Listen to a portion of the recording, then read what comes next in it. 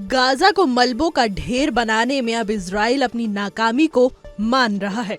Israeli सूत्रों ने कबूल किया है कि गाजा पट्टी से हमास को जड़ से मिटाने में कई साल लग जाएंगे। इजरायली सेना के सूत्रों के हवाले से जेरूसलम पोस्ट ने बताया है कि आतंकी समूह को पूरी तरह से जड़ से उखाड़ने में एक पूरा साल या कई साल और लग सकते हैं। इजरायली सेना ने हाल ही में गाजा में खतरनाक ऑपरेशन चलाने के बाद दावा किया है कि उसने हमास के 300 और आतंकवादियों को मार गिराया है। इजरायली सेना ने 19 जनवरी को युद्ध विराम की घोषणा से पहले दावा किया था कि गाजा पट्टी में चलाए जा रहे उसके ऑपरेशन में अभी तक 18,000 से 20,000 के करीब हमास के आतंकी मारे गए हैं। लेकिन इतने आतंकियों को मारने के बाद भी इजराइल का कहना है कि हमास को खत्म करने में कई साल और लग जाएंगे। दोस्तों, आपको बता दें कि इजराइल का मानना है कि हमास के पास करीब 25,000 या उससे भी ज्यादा आतंकवादी हो सकते हैं।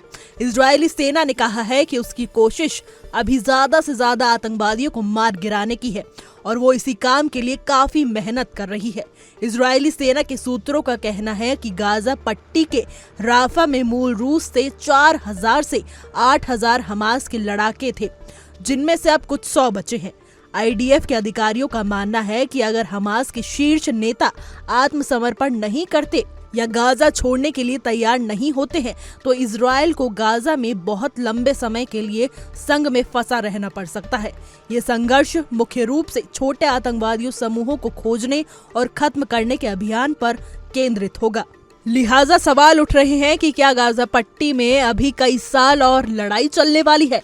हालांकि कुछ इजरायली अधिकारियों को उम्मीद है कि हमास जल्द ही बिखर जाएगा और उसके शीर्ष नेता गाजा पट्टी से बाहर निकलने के लिए तैयार हो जाएंगे। लेकिन अगर ऐसा नहीं होता है और इजराइल और हमास एक स्थायी युद्ध विराम समझौते पर पहुंचने के लिए तैयार नहीं होता है तो फिर गाजा में एक धीमी गति का युद्ध शुरू हो सकता है और गाजा पट्टी के फिर से निर्माण में बाधा उत्पन्न हो सकती है। इजरायली अधिकारियों ने कहा है कि हमास के आतंकी नागरिकों के बीच छिपे होते हैं। इसकी वजह से उनकी पहचान करना और खत्म करना काफी मुश्किल हो जाता है। इसके अलावा इजरायली डिफेंस फोर्स यानी आईडीएफ ने रफा के शबोरा क्षेत्र में पिछले दिनों में काफी खतरनाक अभियान चलाया है, जबकि पहले ये माना जा रहा था कि ये क्षेत्र पहले ही नियंत्रित कर लिया गया है, जिससे ये संकेत मिलता है कि गाजा में हमास की उपस्थिति और प्रभाव को खत्म करना काफी मुश्किल हो सकता है।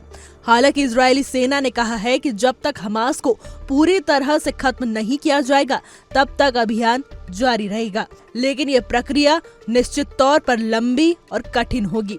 हमारी आज की रिपोर्ट में बस इतना ही। कैसा लगा आपको हमारा ये वीडियो कमेंट करके जरूर बताइएगा।